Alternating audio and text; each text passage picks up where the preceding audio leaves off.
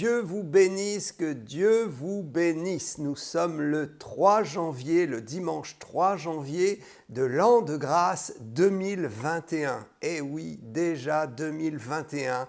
Je prie afin que cette année soit pour vous vraiment l'année suffisante de grâce. Que vous puissiez vous reposer dans le Seigneur, ne vous inquiétez de rien et que vous puissiez vivre vraiment le miracle d'une année portée par la douceur, la grâce et la bénédiction complète de Dieu. Je crois dans la faveur du Saint-Esprit pour vous, pour cette année.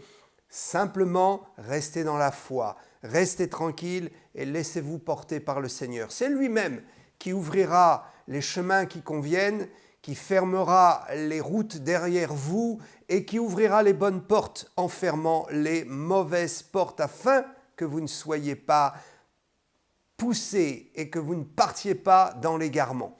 Nous allons aujourd'hui développer quelque chose d'important. Mon message aujourd'hui sera axé sur la compréhension du mystère de la destruction du temple.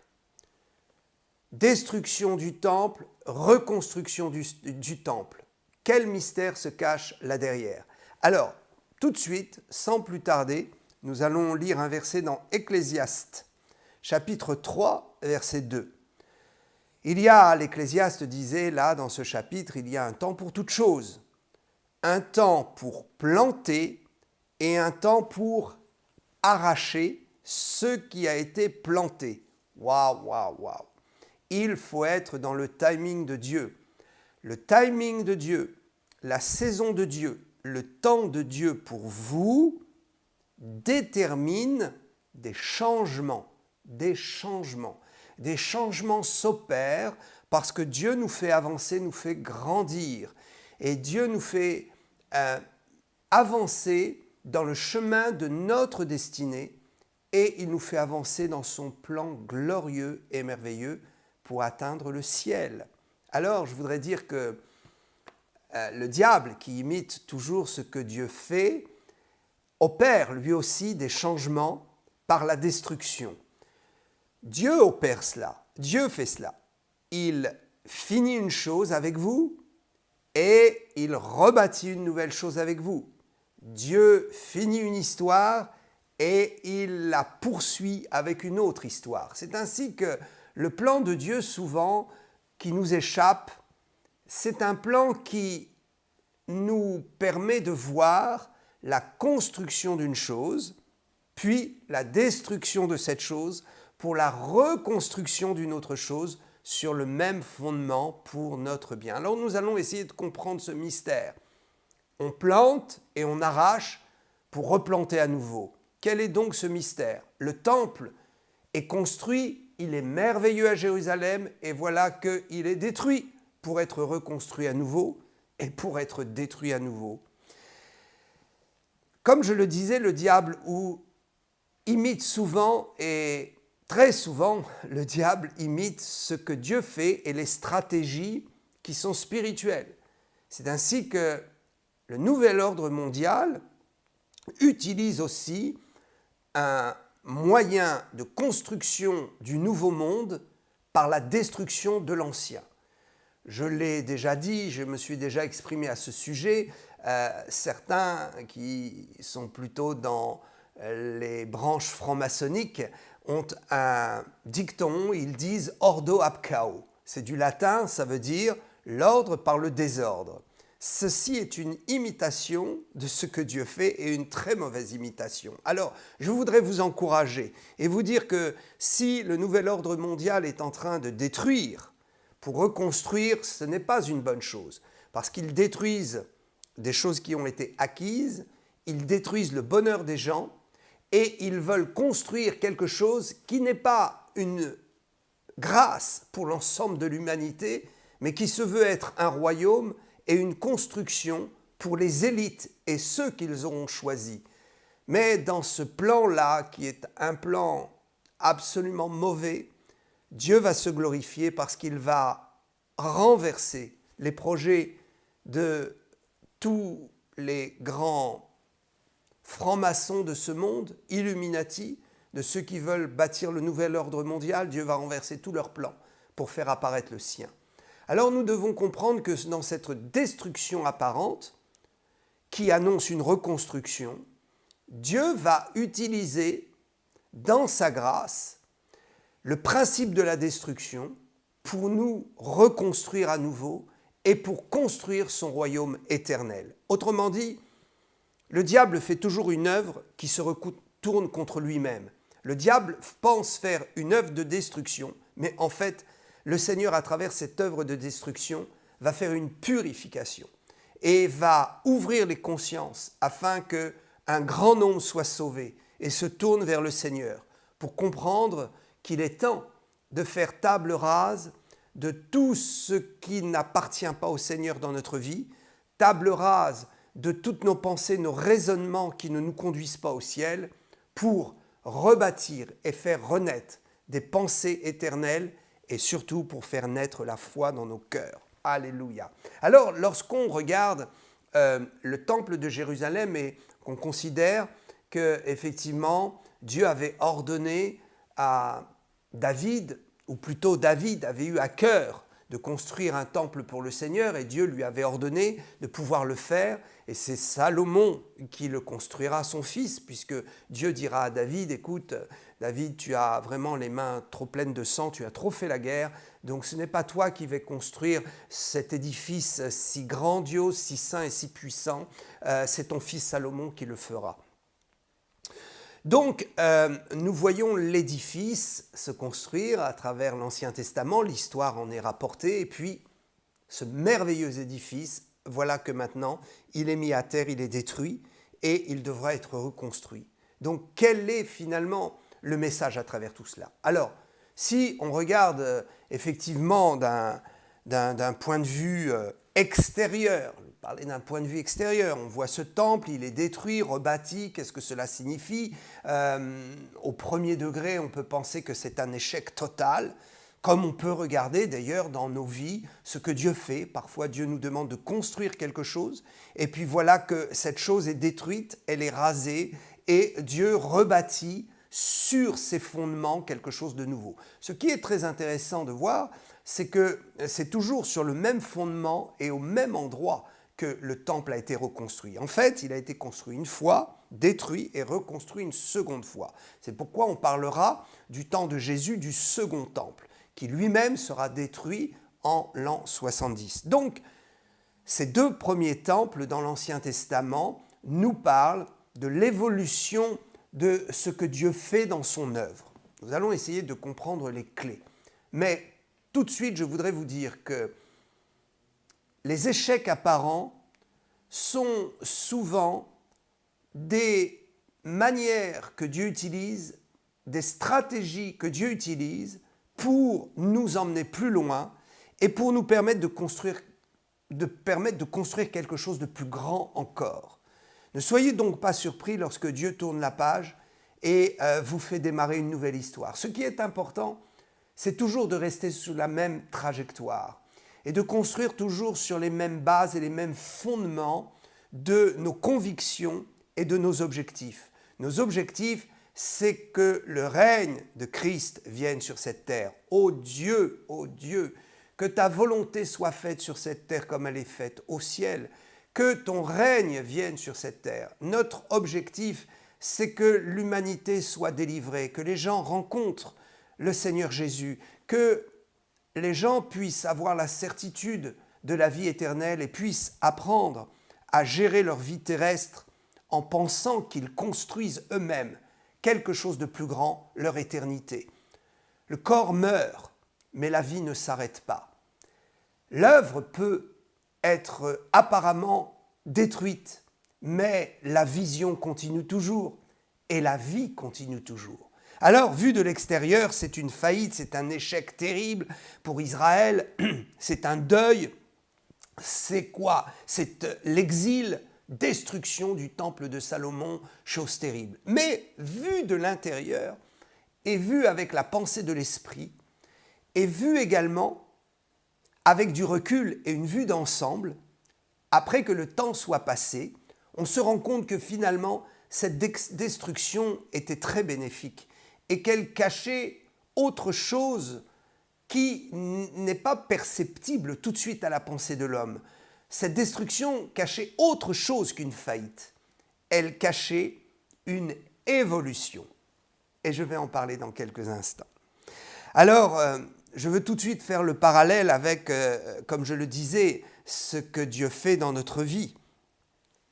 Parfois, l'effondrement d'une chose qui paraît être finalement une faillite, qui paraît être un échec terrible, n'est que le commencement de quelque chose de plus glorieux qui se poursuit dans l'œuvre qui avait déjà été faite. Le pasteur Daniel Vindigny est l'auteur de plusieurs livres sur l'édification de la foi chrétienne à succès. Le ministère Salut pour le Monde est heureux de vous présenter l'un de ses derniers ouvrages sur le thème du jeûne, qui sera assurément pour vous une source de croissance spirituelle et de bénédiction. Découvrez l'intégralité des titres disponibles, y compris les fascicules Partage d'espoir, excellent support pour vous assister dans vos démarches d'évangélisation, sur la page boutique du site www.danielvindigny.com. Le chaos actuel que Dieu permet, qui n'est pas produit par le Seigneur, mais que Dieu permet, est un chaos qui va amener le monde à la délivrance et qui n'amènera pas le monde dans les liens, la prison, les griffes de l'Antéchrist qui veut bâtir un ordre mondial nouveau réservé à des élites et qui sera, pour le coup, une grande faillite et la mort de millions d'êtres humains. Dieu, à travers cette destruction qui s'en vient, va récupérer les choses, il va reprendre les choses en main et la finalité, ce sera le retour de Jésus sur terre. Jésus va revenir sur terre. Il mettra fin à ce chaos qui commence, qui va être terrible dans les années à venir, mais la bonne nouvelle, c'est que Jésus fera renaître de toutes ses cendres la vérité de son sacrifice à la croix, de sa seigneurie et de sa qualité de prince de la vie. Que Dieu soit loué pour cela, que Dieu soit loué pour l'Église qui va connaître bientôt une grande délivrance. Dieu se plaît à faire du neuf, non pas avec de l'ancien, mais il se plaît à faire du neuf sur la base de l'ancien. Il se plaît à finir le travail d'une œuvre, à faire disparaître une construction pour en faire apparaître une nouvelle, comme je le disais, sur le même terrain, pour quelque chose de plus glorieux. Alors, je voudrais vous citer un texte de Luc, chapitre 21, versets 28 et 31. Quand ces choses commenceront à arriver, redressez-vous et levez vos têtes, parce que votre délivrance approche. Oh, un texte extraordinaire. Verset 31. De même, quand vous verrez ces choses arriver, sachez que le royaume de Dieu est proche.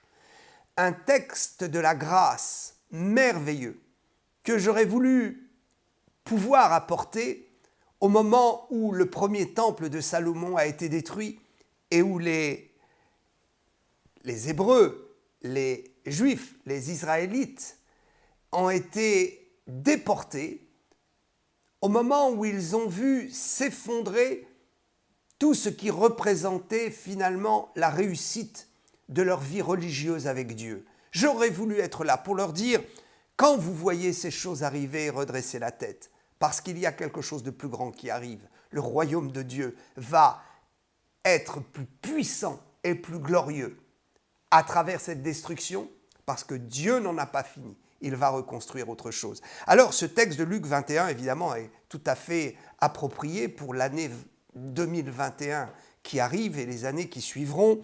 Quand ces choses commenceront à arriver, elles commencent là à arriver d'une façon très claire. Redressez-vous et levez votre tête.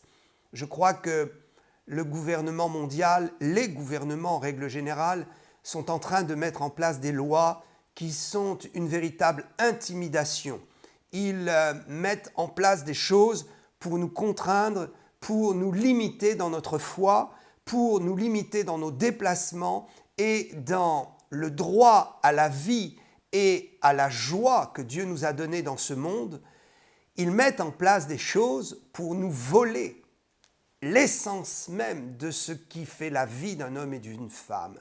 Mais sachons une chose, c'est que Dieu est au contrôle et que Dieu est en train de nous ouvrir les yeux pour nous dire « redressez-vous et levez la tête ». Pourquoi ? Parce que le gouvernement qui s'en vient au niveau mondial n'est qu'un gouvernement qui fait du bruit, qui essaie de nous impressionner, mais qui ne nous mettra jamais à terre et qui ne nous volera jamais notre foi. Jamais au grand jamais. C'est de l'intimidation. N'ayez pas peur. N'ayez pas peur du virus, de ses conséquences et de tout ce qui va arriver et de la chute économique. Ce n'est que de l'intimidation diabolique. La réalité, bien sûr, vos yeux voient une réalité, mais il y a une réalité plus grande derrière cette réalité de chute et de destruction. La vraie réalité, c'est que Dieu envoie ses anges pour nous préserver et nous faire vivre des miracles. Je proclame les miracles dans votre vie. Vous serez surpris de voir comment Dieu va vous faire passer à travers les mailles du filet.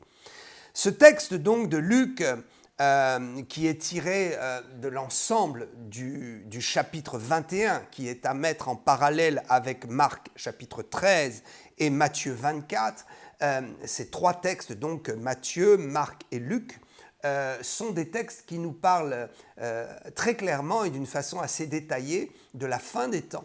Et comme j'aime à le dire, ces textes doivent être compris d'une façon chronologique dans ce que ces textes nous rapportent. Mais ils peuvent aussi être vus dans l'aspect prophétique comme des portions isolées que Dieu place à certains moments de l'époque dans laquelle nous vivons ou de l'époque que traverse l'Église depuis 2000 ans. Nous pouvons prendre ces textes, comme je le disais, d'une façon chronologique pour dire les événements se suivent, mais nous devons aussi comprendre que dans cette chronologie, Dieu permet qu'il y ait des portions qui soient ôtées et adaptées à certaines époques, adaptées ponctuellement à certains moments. C'est ainsi que le texte de Luc 21, versets 28 et 31 que j'ai lu, s'adresse exclusivement aux Juifs et à Israël après le départ de l'Église sur terre. Ça, c'est pour la partie chronologique. Mais dans la partie plus ponctuelle et, je dirais, l'adaptation prophétique que Dieu nous permet de voir et de comprendre, c'est une application pour nous aujourd'hui. Autrement dit, nous pouvons vraiment voir ce texte aujourd'hui comme quelque chose de très parlant. Quand vous verrez ces choses arriver, sachez que votre délivrance est proche et que le royaume de Dieu est proche. Et nous aurions aimé, comme je le disais tout à l'heure, dire cela dans le cas de la destruction des 2 temples. Alors, je vais maintenant peut-être, avant de donner l'explication plus profonde de pourquoi les temples ont été détruits. Parce qu'il y a une explication profonde. Il y a évidemment ce qu'il y a en vitrine, il y a ce qu'il y a à la première lecture, à la première compréhension. Ces temples ont été détruits parce que Israël a désobéi, parce que Israël n'était plus près de Dieu et donc le Seigneur s'est retiré et l'ennemi en a profité pour détruire. Vous savez, si vous êtes converti, né de nouveau et que vous vous refroidissez avec le Seigneur, vous êtes toujours un enfant du Seigneur. Mais ce qui va se produire, c'est que Dieu va commencer à retirer son esprit va être moins actif dans votre vie, la protection de Dieu va s'éloigner puisque vous vous éloignez de Dieu. En fait, ce n'est pas Dieu d'ailleurs qui s'éloigne, c'est vous qui vous éloignez de Dieu. En vous éloignant, vous vous éloignez des réalités de la protection divine et à ce moment-là, le diable vient et il détruit. Ça, c'est la première explication que nous pouvons trouver à la destruction des deux temples, et c'est une explication que nous pouvons amener sur un plan spirituel pour exhorter les chrétiens d'aujourd'hui, en disant attention, si vous vous éloignez du Seigneur, la protection se retire, l'ennemi vient et il va détruire, et vous serez obligé de partir en déportation, de revenir dans la souffrance et de reconstruire. Ça, c'est vrai, c'est le premier aspect. Jésus disait toujours en vérité, en vérité. Il y a toujours une première vérité et une deuxième vérité. Et la deuxième vérité, je vais l'expliquer dans un instant. Mais avant, je voudrais donner quelques détails à propos des deux temples pour que nous comprenions bien. Et quand effectivement je reviendrai à l'explication du pourquoi vraiment, de la deuxième explication, de la deuxième vérité de ces destructions de temples, nous verrons effectivement que, comme je l'ai expliqué en préambule, en introduction, nous verrons qu'il faut accepter que Dieu change les choses, il faut accepter que les choses se modifient, se transforment dans votre ministère, dans votre service pour Dieu, peut-être même dans votre église, ou là où vous servez le Seigneur. Laissez tranquillement la grâce suffisante. Et ne venez pas contrarier les plans de Dieu en pensant que parce que les choses changent, se modifient ou qu'apparemment elles sont détruites pour être reconstruites, ne pensez pas que c'est le diable, forcément. Nous allons le voir dans la deuxième explication. Alors, je voudrais en venir maintenant, comme je le disais, à l'explication un peu plus précise de ces temples, de ces deux temples, ou plutôt de ce temple reconstruit construit deux fois, et qui est le même temple, mais finalement c'est un autre temple qui apparaît. On reconstruit avec la même idée, la même vocation, la même détermination, la même vision, mais ce ne sont plus tout à fait les mêmes murs, et ce qui se passe à l'intérieur des murs n'est plus tout à fait la même chose. Alors, il y a d'abord eu, je donne cela pour votre culture biblique, et c'est important peut-être d'avoir une vision assez claire de la progression des choses. Voilà que les Hébreux sortent de la captivité du Pharaon, ils étaient sous Pharaon, captifs en Égypte pendant 400 ans, ou un peu moins, peu importe. Ils sont en captivité, ils s'en vont au désert, et là, le Seigneur se révèle à eux en leur donnant la parole écrite. La parole était orale, elle est maintenant écrite avec Moïse. Et puis Dieu demande à Moïse de fabriquer une sorte de maison ambulante et démontable, puisqu'on est dans le désert et puis que le peuple bougeait beaucoup dans le désert, alors on va appeler ça le tabernacle ou peut-être la tente d'assignation. Alors pourquoi ? Parce que Dieu va dire à Moïse, il faut faire un endroit où vraiment je vais descendre de toute ma puissance pour me révéler au peuple. Et le temps de construire ce tabernacle, donc, qui était une grande tente avec des ustensiles, avec tout un mode de fonctionnement, le temps de construire cela, vous pourrez revoir d'ailleurs ces textes dans Exode 25 par exemple, tout le chapitre 25, notamment à partir du verset 9, où Dieu expose à Moïse le projet du tabernacle. Et donc nous verrons que ce projet ne sera construit que plus tard dans Exode 36 et 40, chapitres 36 et 40. Et donc entre-temps, eh bien, Moïse va prendre une tente. Alors peut-être c'était la sienne, peut-être c'est une tente qu'il a prise spécialement pour cet effet. Il la met en dehors du camp et elle devient déjà un peu le prémisse de ce que sera le tabernacle. C'est déjà l'idée du tabernacle, un endroit où Dieu va se rencontrer avec Moïse et où Dieu va parler. Et ensuite, donc, il y aura le tabernacle qui sera l'image finalement du temple de pierre qui sera construit. Alors ceci est important. Pourquoi c'est important ? Parce que déjà, la première chose, c'est que nous voyons que l'idée du temple, et saisissez bien cela parce que ça fera partie justement de l'explication de pourquoi les temples ont été détruits, l'idée du temple, c'est l'idée d'un endroit où Dieu va descendre et se rencontrer avec l'homme et où il va passer par l'homme pour se faire connaître à l'ensemble du monde entier. Donc cette idée du tabernacle dans le désert est très très forte, elle est déjà l'image préfiguratrice de ce que sera le temple. Bien. Alors ensuite, le temple va être construit par Salomon, le premier temple.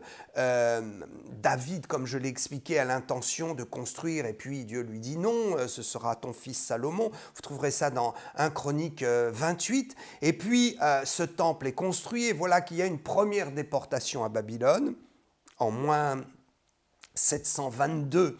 C'est la chute de ce qu'on appelle la chute du royaume du nord de Samarie. Donc une partie d'Israël tombe entre les mains de l'assaillant, et donc ils sont emmenés en déportation à Babylone. Et puis un petit peu plus tard, en moins 586 par là, deuxième déportation avec destruction totale ce coup-là du temple, et l'ensemble reste des habitants d'Israël, ceux qui sont particulièrement à Jérusalem vont être déportés. Et là, ils vont rester, comme on le sait, selon les prophéties, 70 ans en déportation, pour ensuite revenir et à ce moment-là, reconstruire le temple. Ce sera aux alentours des années moins 536 avant Jésus-Christ.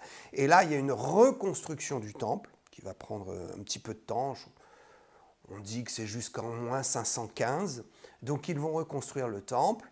Et ce temple va continuer à fonctionner, mais il ne fonctionnera pas de la même façon. Il va fonctionner jusqu'à ce que il y ait encore un homme qui va intervenir pour, disons, embellir et puis améliorer, restaurer ce temple. Donc c'est Hérode Ier qui, à peu près 20 ans avant Jésus-Christ, va entreprendre une restauration de ce temple. C'est pourquoi d'ailleurs on voit les disciples qui sont devant le temple à un moment donné qui disent à Jésus « Oh, n'as-tu pas vu ces belles pierres, ce temple merveilleux ?» Et Jésus qui dit « Mais détruisez ce temple et en 3 jours je le reconstruirai. » Il y a là une clé qui nous montre que le véritable 3e temple, c'est le corps de Jésus. Mais nous allons y revenir. Donc, pourquoi est-ce que c'est magnifique, c'est beau ? Parce que justement, il y a eu une restauration complète du temple. Et le drame, c'est qu'en 70 après Jésus-Christ, donc le temple va être à nouveau complètement assiégé par les armées romaines et va être complètement détruit par les armées romaines. Et il ne restera pas, selon ce que Jésus avait dit, il ne restera pas pierre sur pierre qui ne soit rebâti. D'ailleurs, on peut dire que ce qui reste aujourd'hui à Jérusalem du temple, il reste un mur, c'était en fait un mur de soutènement, donc ce n'était pas un mur extérieur. Donc en fait la prophétie de Jésus s'est vraiment complètement réalisée, il ne restait absolument plus rien, mais donc avec le temps il y a eu, le terrain a été découvert et puis un des murs de soutènement a été conservé et donc ce mur est aujourd'hui le mur des lamentations. Mais la prophétie de Jésus s'est accomplie, il n'y a plus rien. Et jusqu'à aujourd'hui, le temple finalement est toujours détruit. Pourquoi ? Parce que le 3e temple et le véritable 3e temple, comme je l'ai dit, c'est le corps de Jésus. Alors cela va nous amener à comprendre quelque chose de profond et je vais revenir donc à mon explication à propos de la vraie raison. Alors je vais citer pour cela un texte dans l'Ancienne Alliance, Job 42, 5. « Mon oreille avait entendu parler de toi, mais maintenant mon œil t'a vu. » En fait, durant le premier temple, les Hébreux, les Juifs, connaissaient Dieu à travers la loi et ils essayaient absolument de se conformer à la loi. Dans quel but ? Échapper à un châtiment et avoir la faveur de Dieu. Donc, leur dévotion et leur rencontre avec Dieu n'avaient pas pour objectif une communion et n'avaient pas pour objectif d'être finalement des porteurs de la puissance de Dieu dans les nations.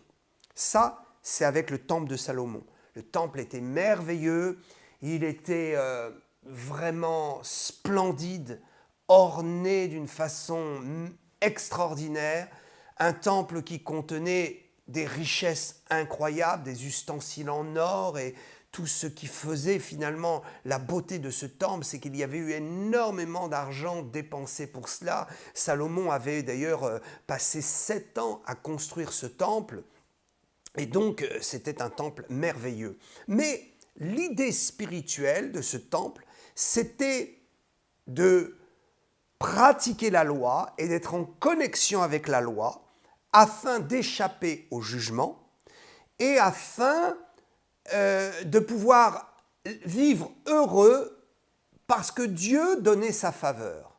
Mais en fait, Dieu ne voulait pas cela. Le but était beaucoup plus grand, le but à atteindre était beaucoup plus grand.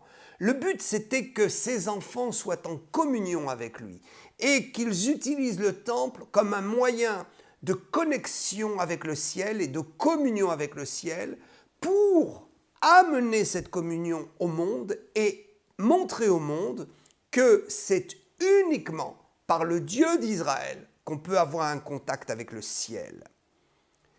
Ce temple avait donc une certaine intensité dans sa proximité avec Dieu. Mais cette intensité n'était pas assez haute et assez grande pour le but recherché. C'est ainsi que Dieu a voulu détruire ce système pour qu'un deuxième système soit bâti. Le système d'un temple où la réflexion n'était plus simplement je pratique la loi pour échapper au courroux de Dieu, ou je pratique la loi uniquement pour avoir sa faveur, mais maintenant je vais pratiquer la loi et je vais venir au temple pour être en communion avec lui et vivre une sanctification différente. Avoir un amour plus grand afin de ne plus abandonner le Seigneur et de ne plus être attiré vers les idoles. Parce que le premier temple a été détruit. Pourquoi ? Parce qu'ils étaient attirés vers les idoles. Et ils partageaient leur cœur finalement entre la dévotion pour le Seigneur et puis leur goût pour l'idolâtrie. Et donc le Seigneur a détruit ce système. Et quand ils sont revenus de déportation, qu'ils ont reconstruit le temple, à ce moment-là, la première chose qu'ils ont trouvée dans les ruines du temple, c'est une fiole qui aura été conservée pendant 70 ans miraculeusement, une fiole encore intacte, avec donc l'huile sainte dedans, fabriquée selon l'art des parfumeurs, comme dit la Bible, selon l'ordre de Moïse, cette fiole qui sera le symbole absolu du Saint-Esprit, du Roi Kodesh et de la connexion avec Dieu et du miracle de Dieu. Donc ils vont reconstruire ce temple déjà dans une nouvelle mentalité. En fait, Dieu va faire progresser successivement la mentalité de la loi pour l'amener jusqu'à Jésus. Donc imaginez, premier temple, une connexion avec Dieu qui est une connexion purement légaliste. Deuxième temple, une connexion avec Dieu qui sera plus dans la réflexion de la communion, qui nous attire donc vers Jésus, vers le Messie et vers la grâce, vers la compréhension que le temple n'est qu'un endroit qui a été choisi par Dieu pour identifier quoi ? Identifier que Dieu ne se révèle pas n'importe comment à l'humanité, il passe toujours par un endroit, il passe toujours par quelqu'un. D'ailleurs, on peut dire que le premier et le deuxième temple, donc le temple construit par Salomon, détruit et reconstruit au retour de la déportation de Babylone, ce deuxième temple également, était réellement le signe de la connexion avec Dieu. Il n'y avait pas d'autre endroit au monde, aucun autre endroit au monde où l'humanité pouvait rencontrer le vrai Dieu créateur. Le seul endroit où on pouvait le découvrir, le rencontrer et être sous sa puissance, c'était dans le temple. Pourquoi ? Eh bien, pour donner l'image que Jésus expliquera plus tard. Il expliquera au puits de Jacob rencontrant la Samaritaine. Il expliquera à cette Samaritaine qui lui pose la question, devons-nous adorer ici en Samarie ou devons-nous adorer à Jérusalem où il y a le temple de David ? Et Jésus dira, mais c'est ni ici ni là-bas, maintenant tous ceux qui adoreront Dieu adoreront en esprit et en vérité. Et Jésus était en train d'ouvrir une révélation, une fenêtre de révélation pour dire que finalement, le vrai temple serait la vie, le cœur et le corps de tous les chrétiens qui se convertiraient, accepteraient le Seigneur et recevraient l'Esprit Saint en eux. N'oubliez pas, il est écrit dans le Nouveau Testament que nous sommes, dans Corinthiens, que nous sommes le temple du Saint-Esprit et que donc nous devenons exactement l'aboutissement du pourquoi des deux temples. Pourquoi ont-ils été détruits et reconstruits et détruits pour ne pas être reconstruits? Parce que le vrai temple, c'est nous. La vraie connexion avec Dieu, c'est nous qui la faisons. Le véritable endroit où Dieu se révèle, c'est à travers notre vie. C'est cela qui est important. Donc nous comprenons quelque chose d'extraordinaire. Imaginez, le premier temple, celui de Salomon. Le deuxième temple, celui de la reconstruction au retour de la déportation à Babylone.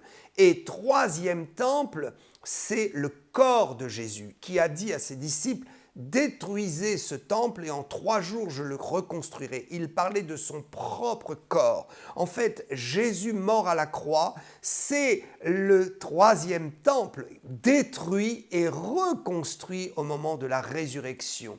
Le troisième temple, en fait, c'est le corps de Jésus, c'est la personne de Jésus. Et à travers son corps et sa personne, nous recevons la puissance, le mandat et l'identification au troisième temple, puisque Paul dira « Vous êtes le temple du Saint-Esprit ». Quel mystère extraordinaire, imaginez, imaginez. Dieu avait voulu montrer à l'humanité qu'il ne peut pas se connecter partout en même temps, qu'il ne peut pas passer par toutes les idéologies et toutes les pensées des hommes. Aujourd'hui, beaucoup de gens croient en Dieu et voient Dieu sous une certaine forme, mais en fait, ils ne connaissent pas le vrai Dieu et ils n'ont pas la véritable interprétation de qui est Dieu et ils ne sont pas vraiment en communion avec lui puisqu'ils n'ont pas son esprit. Donc c'est un peu comme si le monde disait il est possible de se connecter avec Dieu n'importe où dans le monde, peut-être dans le temple de Bouddha, peut-être à Rome, je ne sais pas, ou ailleurs, peut-être à New York ou peut-être dans des endroits, je ne sais pas, du monde, des temples autres. Et en fait, Dieu dit non, non.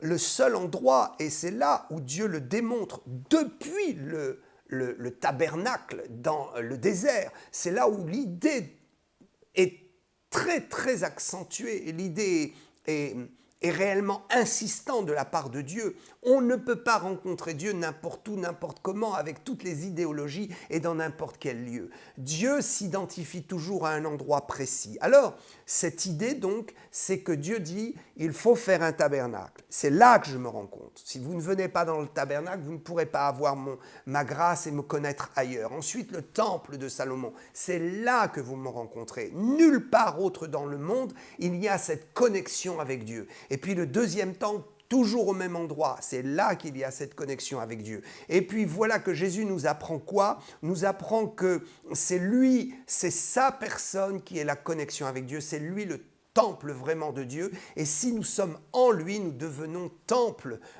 par voie de délégation, par voie d'autorité et par finalement identification à sa mort et à sa résurrection puisqu'il vit en nous. Donc vivant en nous, le temple est en nous et nous devenons le temple. Chose extraordinaire. La connexion.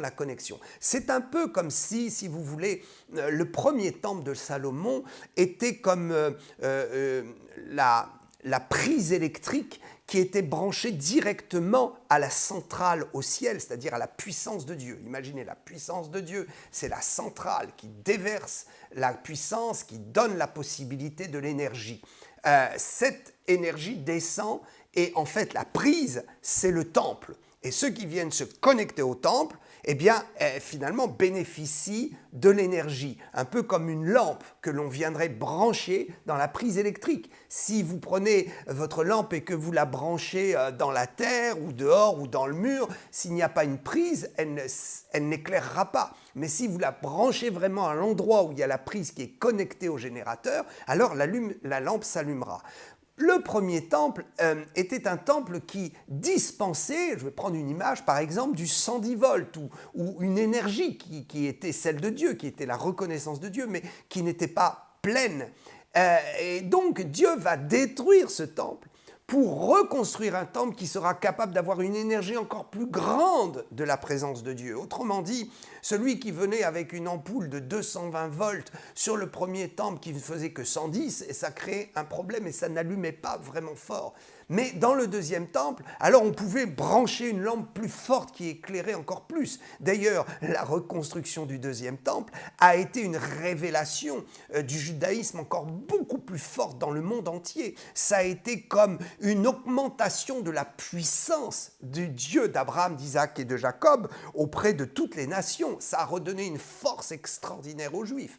Et puis, ensuite, donc la destruction de ce temple, eh bien Dieu dit maintenant, la seule énergie, vous ne la trouverez que dans le Messie. Alors les Juifs pensent qu'ils vont reconstruire le troisième temple, et peut-être qu'ils le reconstruiront, je pense d'ailleurs qu'ils commenceront à reconstruire physiquement, mais ce temple ne pourra pas remplir pleinement sa fonction et les Juifs seront obligés de se tourner vers Jésus parce qu'il y aura la grande Armageddon et finalement l'aboutissement du troisième temple qu'ils sont en train qu'ils veulent reconstruire. Ils ont réuni d'ailleurs tous les ustensiles pour cela. Ce troisième temple, l'aboutissement de cette recherche de la construction du troisième temple, ce sera une découverte extraordinaire de celui qu'ils ont percé, de celui qu'ils ont rejeté, et Dieu sauvera tout Israël. Alors, cela est vraiment très très fort quand nous nous rendons compte que finalement Dieu détruit pour reconstruire afin que la source de reconstruction soit encore plus une énergie forte et encore plus forte.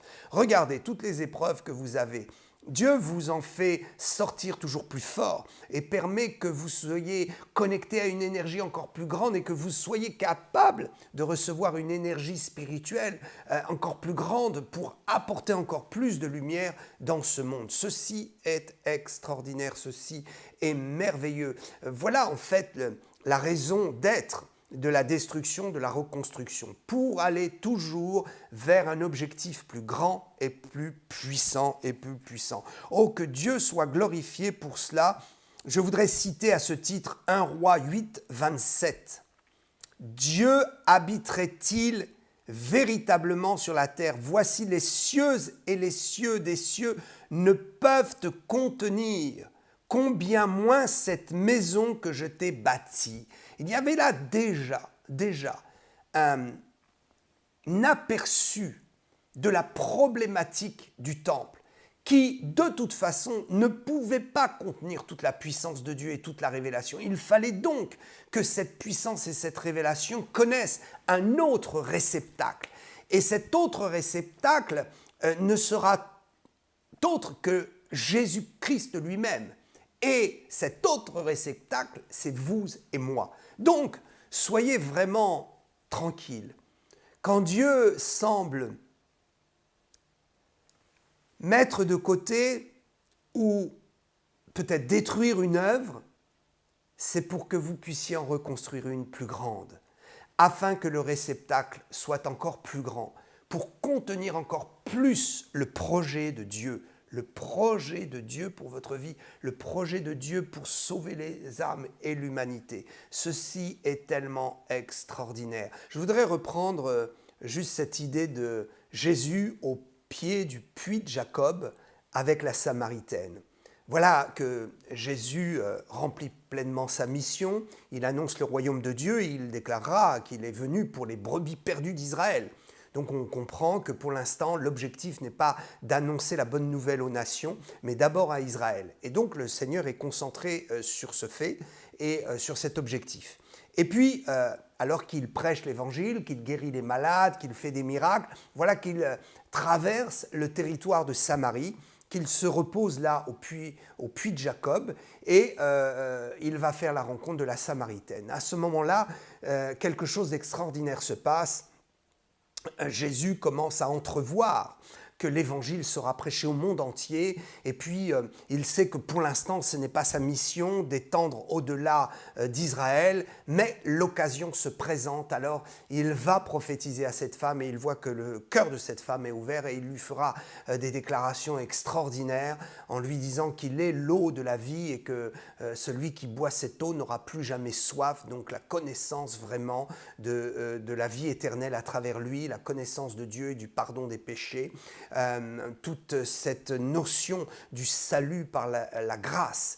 Et donc, voilà également que la Samaritaine lui posera la question mais maître, où est-ce qu'on doit adorer? Parce que les Samaritains s'étaient détachés en fait vraiment de la loi de Moïse. Ils avaient fait quelque chose d'un peu parallèle, c'est un peu compliqué l'histoire, mais si vous voulez, globalement, les Samaritains n'étaient pas vraiment des Juifs parce qu'ils s'étaient mariés aussi avec d'autres populations et il y a eu un peu un mélange de mixité et ils n'avaient pas tout à fait gardé la loi de Moïse, ils avaient transformé certaines choses et puis ils avaient fait leur lieu d'adoration là du côté du puits de Jacob. Alors cette femme est troublée, elle dit mais moi je ne sais plus où j'en suis, toi qui es un maître, tu vas me donner la solution, est-ce que c'est là-bas à Jérusalem au temple de David ou c'est ici qu'on doit adorer, est-ce que la connexion en fait avec Dieu est là-bas ou ici? Et en fait Jésus sait très bien que la connexion elle est à Jérusalem, mais il ne va pas lui répondre sur ce plan-là, il va lui dire le temps vient où la connexion sera dans le cœur de chacun. Extraordinaire, il dira le temps vient où les vrais adorateurs adoreront en esprit et en vérité. Et là, à ce moment-là, il ouvre effectivement un champ de compréhension et une révélation extraordinaire. C'est que, comme nous l'avons compris, l'aboutissement de l'idée de la construction du temple, c'est de bien démontrer que Dieu voulait habiter le cœur des hommes et Dieu voulait montrer que c'est là qu'il se révèle à travers eux et que c'est par le Saint-Esprit habitant en nous que nous sommes connectés à la vraie source et que nous pouvons parler réellement de la vérité. Alors, ces explications sont extraordinaires et réjouissent notre cœur et nous voulons comprendre que pour résumer un peu, que la vraie réalité, le vrai but de la destruction des temples n'était pas de châtier le peuple, ça c'est une conséquence de ce qu'ils ont fait, ils ont désobéi, ils se sont écartés, mais en fait il fallait qu'il y ait une mort pour une renaissance. Et si le peuple avait été resté fidèle et n'est pas désobéi, il y aurait eu de toute façon une modification du temple, parce qu'il fallait que les mentalités changent, il fallait qu'on évolue vers la compréhension que Dieu, ce n'est pas une religion, Dieu, ce n'est pas la loi, Dieu, c'est une communion avec son cœur, avec sa grâce. C'est une possibilité de dialoguer avec lui et d'être unis avec lui. Quelle chose extraordinaire! Toute œuvre que nous faisons doit être une œuvre qui aboutit à la communion avec Dieu afin que les gens soient sauvés. Donc, nous pouvons comprendre quelque chose de encore plus profond dans tout cela, si je peux me permettre d'aller un peu plus loin maintenant, pour conclure peut-être ou pour affiner ces explications.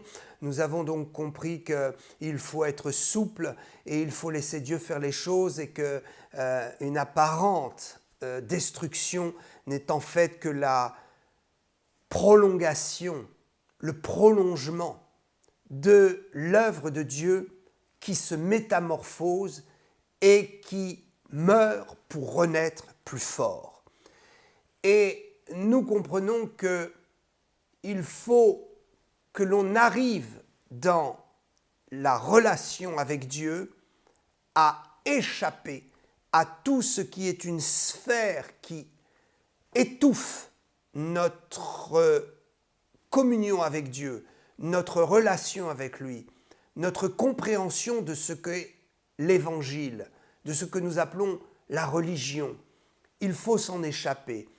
Voyez-vous, le monde matériel est construit sous un rapport matière, espace, temps. Vous retirez le temps, il n'y a plus d'espace, il n'y a plus de matière. Vous retirez l'espace, évidemment, il n'y a plus de matière parce que vous allez mettre la matière où s'il n'y a plus d'espace. Donc, ces trois notions, matière, espace, temps, se tiennent et constituent l'élément dans lequel nous vivons. C'est en fait comme un cercle ou une sphère. Et nous savons que tout ce qui est cercle ou sphère nous ramène toujours au même point et nous fait en fait tourner en rond. D'ailleurs, il y a une expression qui est très forte dans le monde, c'est « oh, arrête de tourner en rond, mais tu me fais tourner en rond, ça n'aboutit à rien, on revient à la case départ, finalement on ne sort pas de notre problématique ». C'est ça l'idée de la sphère et de tourner en rond. Jésus est venu pourquoi? Il est venu pour nous ôter et nous faire sortir de cet espace temps, matière, pour nous faire réaliser que si nous sommes nés au milieu de cette sphère, c'est pour trouver la connexion avec Dieu afin de comprendre notre but éternel, de comprendre que nous sommes sur cette terre pour embellir notre âme et pour croire, pour connaître, pour développer la foi à travers une sphère fermée dans laquelle nous allons découvrir le moyen d'en sortir par la foi. Et le moyen, c'est Jésus. Jésus est le chemin, la vérité, la vie. Il est le chemin et le seul chemin qui mène à Dieu. Il est la seule possibilité, la seule porte de sortie de cette sphère dans laquelle nous sommes, de ce cercle dans lequel nous sommes. Nous pourrions même dire qu'il est le point central. Il est la pierre angulaire. Il est toujours au centre. Certains ne comprennent pas pourquoi les chrétiens sont christocentriques, c'est-à-dire qu'ils centrent tout sur Jésus, non pas sur la maman de Jésus ou sur les saints ou sur les patriarches de l'Ancien Testament, mais tout est centré et tout ce qui a été patriarche, tout cet homme, femme qui a été utilisé pour nous amener ou nous faire comprendre le plan de Dieu ou pour construire le plan de Dieu ne sont que des gens qui sont dans cette sphère avec nous. Mais la véritable possibilité de sortir de cette sphère, de sortir de la mort, de sortir de cet univers espace-temps-matière et de connaître la vie éternelle, c'est de passer par Jésus qui est le chemin unique. Jésus est le point dans cette sphère qui nous permet de sortir. Un jour, je me questionnais sur les trous noirs dans l'espace et je ne suis pas un scientifique, Dieu ne m'a pas expliqué ce qu'était le trou noir, mais Dieu m'a dit il y a un mystère dans ce trou noir qui est une réalité spirituelle. Dans toute réalité de la matière, il y a une réalité en fait spirituelle. Et la réalité que nous voyons dans la matière n'est autre qu'une projection d'une réalité bien plus grande qui est la réalité spirituelle. En fait, le trou noir, c'est un endroit qui permet d'échapper à cette contrainte temporelle, cette contrainte temps, espace, volume. À travers le trou noir, on arrive dans une autre dimension qui fait échapper à la loi de la matière, du temps et de l'espace. Et ce trou noir est un peu comme une image de ce qu'est Jésus dans notre existence. Jésus est la porte de passage, la porte étroite, le chemin étroit et obscur, parce que la croix est un mystère. Pourquoi la croix? Parce que Dieu a voulu que la croix soit comme un trou noir, comme un point central obscur, que nous ne pouvons pas comprendre et qu'il faut accepter par la foi. Le mystère de la croix, c'est en fait le point central qui nous permet de passer et d'échapper à cette contrainte dans laquelle nous sommes enfermés dans la matière. En fait, Jésus est le point qui nous libère et qui nous fait sortir. D'ailleurs, l'expression mettre un point final à une histoire, tu as marqué un bon point. Même dans le langage, finalement, il y a des réalités spirituelles que nous sommes en train d'évoquer, mais que nous ne comprenons pas ou que nous ignorons, mais qui sont pourtant absolument réelles. Jésus est le centre. Il est le point qui nous permet de comprendre que l'on peut mettre une finalité à cette sphère, ce cercle dans lequel nous tournons et nous ne trouvons pas de solution. Regardez, il y a des gens très riches qui se suicident parce qu'il y a un vide en eux. Ils ne comprennent pas, ils sont enfermés dans la réalité de la matière de la mort et ils ne peuvent pas envisager comment échapper à cela et comment vivre dans l'éternité. Mais nous avons la solution et la réponse en Jésus-Christ. Donc, le temple est en fait un peu comme cet espace qui démontre qu'il y a un endroit de connexion pour échapper à la mort, pour échapper à ce cercle, comme vous l'avez compris, à cet univers dans lequel nous vivons. Et nous devons vivre jusqu'à ce que Dieu nous reprenne. Mais déjà, nous sommes ressuscités en Christ. Déjà, nous sommes assis dans les lieux célestes. Et déjà, nous comprenons que le temple de notre corps devra être détruit pour être reconstruit, lui, à une autre dimension. C'est là, réellement, à mon avis, le point le plus profond de l'explication du temple et de la destruction. C'est pour ça que Paul dira « Vous êtes le temple du Saint-Esprit ». Il y a tellement de choses à comprendre, le temple. Mais le temple a été détruit. Mais oui, mon corps va être détruit. Oui, mais le temple a été reconstruit. Oui, mais il a été redétruit. Oui, mais il a été réidentifié une troisième fois dans le corps de Jésus. Et le corps de Jésus, lui aussi, a été détruit. Mais pourquoi ? Ce fut salutaire pour ressusciter. Donc, cela veut dire que mon corps est le temple. Alléluia. Ce corps connaîtra une mort et une destruction pour une renaissance extraordinaire, pour une vie éternelle et pour me montrer que Dieu ne me laissera pas seul. Mon esprit, mon âme et mon corps vivront glorieusement au ciel et seront ressuscités. Regardez, la vie même nous fait comprendre que nous naissons dans le ventre maternel, nous évoluons dans une sphère et d'un seul coup nous en sortons pour découvrir la vie. Eh bien, nous vivons dans cette sphère espace, temps, matière. Et un jour, Dieu a promis que nous allons ressusciter pour sortir de cet espace et vivre la vie éternelle et vivre quelque chose de plus glorieux et de plus grand. Je prie afin que vous puissiez comprendre que si Dieu détruit apparemment ou que si apparemment vous avez fait des erreurs et que Dieu a saisi ces erreurs pour détruire ce que vous aviez construit, repentez-vous, revenez à Jérusalem, revenez au lieu du temple, revenez au lieu de la connexion, revenez dans votre vision et reconstruisez avec le Seigneur. Ce que vous allez reconstruire sera plus grand que ce que vous aviez fait auparavant. Parce que Dieu est un Dieu de grâce, Dieu est un Dieu merveilleux, Dieu est un Dieu qui est tellement rempli d'humour et qui confond tellement la sagesse des hommes. Les hommes disent « c'est détruit », mais Dieu dit « non, de ces cendres, je vais rebâtir quelque chose de plus grand et de plus glorieux ». Cette dernière étape de l'humanité est une étape glorieuse. À travers tout ce qui se détruit autour de nous, Dieu fortifie notre être intérieur. Dieu nous fortifie et nous fait grandir. Quand l'être extérieur se détruit, disait Paul, l'être intérieur se renouvelle et grandit et prend des forces. Oh, merveilleuse image! Que Dieu soit loué pour cet entretien. Je vous bénis, je vous encourage. Je vous dis à bientôt pour d'autres explications, d'autres émissions bibliques. À bientôt.